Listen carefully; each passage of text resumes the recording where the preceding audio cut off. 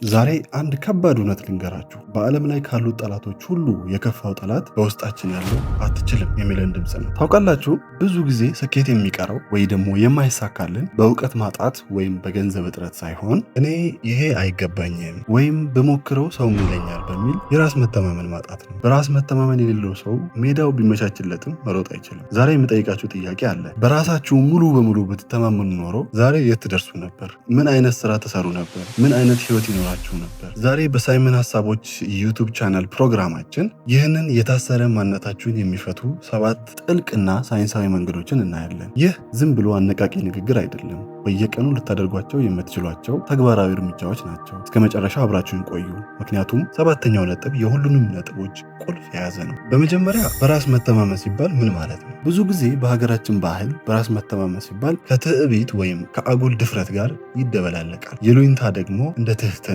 ይታያል። ነገር ግን ይሉኝታና በራስ መተማመን ማጣት አንድ አይደሉም። ይሉኝታ አጥር ነው፣ በራስ መተማመን ማጣት ደግሞ ሰንሰለት ነው። በራስ መተማመን ማለት እኔ ከሰው ሁሉ እበልጣለሁ ማለት ሳይሆን እኔ ከማንም በታች አይደለሁም ብሎ ማሰብ ነው። ለምሳሌ ስራ ቦታ ላይ ሀሳብን ለመናገር ስትፈራ ወይም አዲስ ነገር ለመጀመር ስታቅማማ ችግሩ የችሎታ ማነስ ሳይሆን የውስጥ ማንነትህ ዋጋውን ስላላወቀ ነው። ይህንን ዋጋ ለመረዳት እንዴት ራሳችን ላይ እንስራ? አሁን ወደ ነጥቦቹ እንገባለን።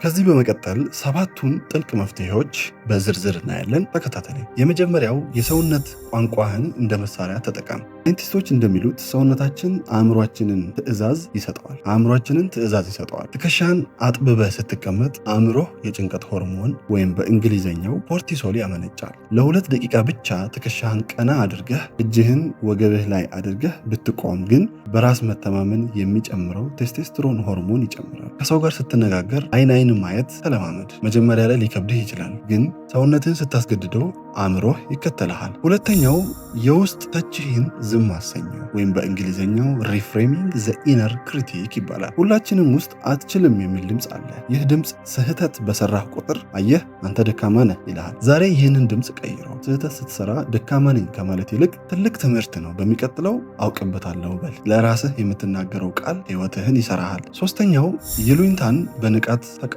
ወይም በእንግሊዝኛው ዘ ስፖትላይት ኢፌክት ይባላል። ታውቃላችሁ፣ አብዛኛው ሰው ስለ እናንተ አያስብም። እኛ ግን ሰው ሁሉ እኔን እያየኝ ነው ብለን እንጨነቃለን። ይህ በእንግሊዝኛው እንደሚባለው ስፖትላይት ኢፌክት ይባላል። እውነታው ግን ሁሉም ሰው ስለ ራሱ ጭንቀትና ችግር ነው የሚያስበው። ስለዚህ ሰዎች ስለ እኔ ምን ይላሉ ብለህ ህልምህን አታቁም። ማንም አንተን ሊኖርህ አይመጣም። አራተኛው ስኬቶችህን መመዝገብ ነው። በእንግሊዝኛው ዘ ቪክትሪ ጆርናል ይባላል። በራስ መተማመን የሚገነባው በማስረጃ ነው። አእምሮህ አትችልም ሲልህ የቻልካቸውን ነገሮች እንደ ማስረጃ አሳየው። በየቀኑ ያደረካቸውን ጥቃቅን ስኬቶች ጻፍ። ዛሬ ስፖርት ሰርቻለሁ፣ ዛሬ ቃል የገባሁትን መጽሐፍ አንብቤያለሁ በል። እነዚህ ትናንሽ ድሎች ተከማችተው ትልቅ በራስ መተማመን ይሆናል። አምስተኛ ራስህን ከሌላው ጋር ማወዳደር አቁም። ፐርሰናል ታይም ላይን ይባላል በእንግሊዝኛ። በማህበራዊ ሚዲያ የሰውን ኑሮ እያየህ ራስህን አትቅጣ። ማንም ሰው ውድቀቱን ፌስቡክ ላይ ወይም ቲክቶክ ላይ ወይም ማህበራዊ ሚዲያ ላይ በአጠቃላይ አይለጥፍም። አንተ የምታየው የሰውን መድረክ ነው። አንተ ግን ከመድረክ ጀርባ ያለውን ድካም ታውቃለህ። ውድድርህን ከትናንትናው ማንነት ጋር ብቻ አድርግ። ስድስተኛው እውቀትንና ዝግጅትን አዳብር፣ ወይ በእንግሊዝኛው ደግሞ ኮምፒተንስ ብሪድስ ኮንፊደንስ ይባላል። የማታውቀው ነገር ላይ በራስ መተማመን አይኖርህም። ለምሳሌ መኪና መንዳት የማታውቅ ከሆነ መሪው ላይ ስትቀመጥ ትፈራለህ። ስትማር ግን ፍርሃቱ ይጠፋል። በራስህ ለመተማመን በምትሰራው ስራ ላይ ጎበዝ ሁን፣ አንብብ፣ ተማር፣ ተለማመድ። እውቀት ሲኖርህ ድፍረት በራሱ ይመጣል። ሰባተኛው ውድቀትን እንደ ግብአት ተቀበል፣ ወይ በእንግሊዝኛው ደግሞ ፌይለር ኢዝ ኤ ፊድባክ ብለህ ተቀበል። በራስ መተማመን ያለው ሰው የማይወድቅ ሰው አይደለም፣ ወድቆ መነሳትን የሚችል ሰው። ስትወድቅ ተሸነፍኩ አትበል፣ መንገዱ ይሄ እንዳልሆነ ተረዳው በል። ፍርሃትህ የሚጠፋው በድፍረት ወደዛ ፍርሃት ውስጥ ስትገባ። በራስ መተማመን ማለት ምንም ፍርሃት የሌለበት ህይወት ማለት አይደለም። ፍርሃት እያለህ ግን የምትፈልገውን ነገር ለማድረግ ድፍረቱ ሲኖርህ ማለት ነው። ዛሬ የምነግራችሁ ትልቁ ሚስጥር ይህ ነው። አንተ ውስጥ ያለው ሰው አሁን ካለህበት ሁኔታ እጅግ ይበልጣል። ዓለም አንተን የሚያይህ አንተ ራስህን በምታይበት መነጽር ነው። ዛሬ መነጽርህን ቀይር፣ ትከሻህን ቀና አድርግ፣ ድምፅህን ከፍ አድርግ እና ለራስህ ዋጋ ስጥ።